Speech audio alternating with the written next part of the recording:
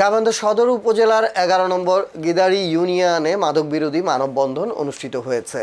শনিবার ৩০ মে গিদারি ইউনিয়নের কাউন্সিলর বাজার সংলগ্ন সড়কে সর্বদলীয় সংগ্রাম কমিটির উদ্যোগে এ মানববন্ধনের আয়োজন করা হয়।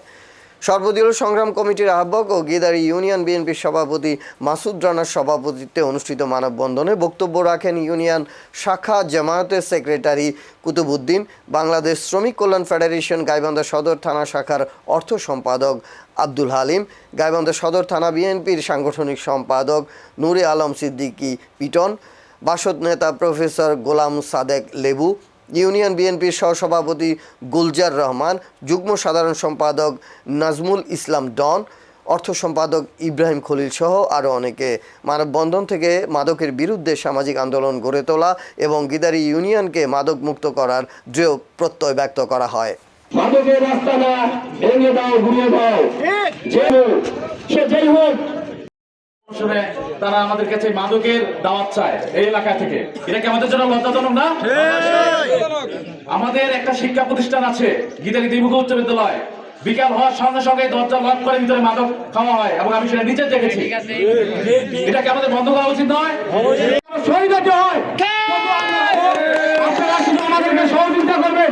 আমরা সরকারি দল, এমপি হচ্ছে বিরোধী দল, এর চেয়ে বড় শক্তি মনে হয় বাংলাদেশে আর নাই। এ কার ক্ষমতায় করে, কি জন্য করে?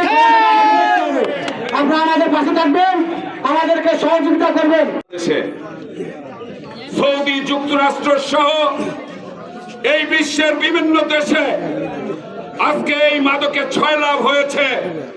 সাম্রাজ্যবাদীরা এইসব দেশের প্রতিবাদী মানুষকে দমন করার জন্য, আমাদের কিশোর তরুণদেরকে ধ্বংস করার জন্য আজকে এই মাদকের বিস্তার লাভ ঘটিয়েছে।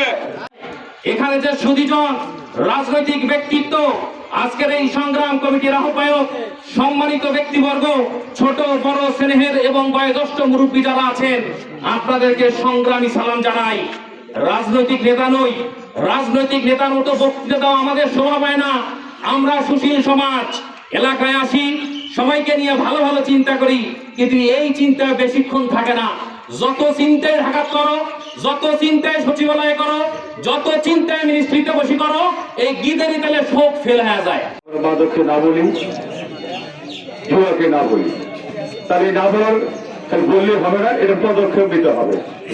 আজকে আমি আপনাদের কাছে ওয়াদাবদ্ধ হচ্ছি, আমি এই মাদক বিরোধী প্রথম উদ্যোগ নেই এই মাসুদ ভাই সহকারে। আজকে সেটাই আজকে মানববন্ধনে রূপান্তরিত হয়েছে। আমরা যদি সরকার দলের নেতাকর্মী, আমাদেরও দায়িত্ব আছে।